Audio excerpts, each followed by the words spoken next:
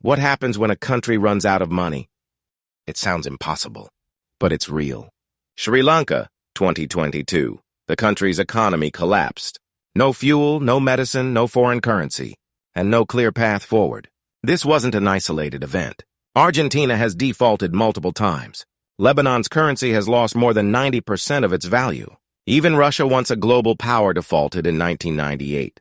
But how does this actually happen? How does an entire country go bankrupt? Unlike individuals or companies, countries don't go to bankruptcy court. They default on their debt. This means they can't or won't repay money owed to foreign lenders. That can include bonds, loans from international banks, or bailouts from the IMF. And when that trust is broken, everything else starts to fall apart. Every country borrows, even rich ones. They issue sovereign bonds, IOUs, that investors around the world buy. In return, countries promise to repay with interest. These funds are used to build roads, hospitals, infrastructure, or sometimes to simply keep the government running. But there's a catch. Much of this debt is in foreign currency like US dollars.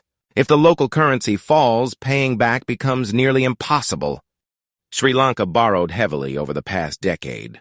Fancy airports, ports, roads, but not enough return. Then came COVID-19, which wiped out tourism, a key revenue source. The government tried to stimulate the economy by cutting taxes and printing money. But inflation surged. Foreign reserves dropped to just a few $1 million. Fuel imports stopped. Power outages began. And eventually, citizens took to the streets, forcing the president to flee the country. Here are 6 warning signs that a country may be heading toward bankruptcy. Huge government deficits year after year. Borrowing in foreign currency instead of its own. Low foreign currency reserves, can't afford imports. Inflation out of control, prices doubling in months. Loss of investor trust, bonds are downgraded. No one buys them. Social unrest, protests, strikes, collapsing trust in leadership. When a country defaults, the elites might fly away. But average citizens, they suffer the most. Food becomes unaffordable. Hospitals run out of medicine. Savings evaporate. Jobs disappear. And a generation's future can be lost. Recovery is possible, but it's painful. Often, the IMF steps in with emergency loans, but with tough conditions. Cut government spending. Raise interest rates. Increase taxes. These austerity measures often cause more short-term pain before any relief. Over time, with the right leadership and reforms, countries can rebuild trust. But it takes years, sometimes decades. The collapse of a country's economy isn't sudden.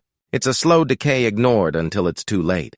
And while leaders may promise prosperity, bad policies, reckless borrowing, and corruption lead to disaster. Understanding how these crises happen can help us spot the signs, and hopefully, avoid the next one.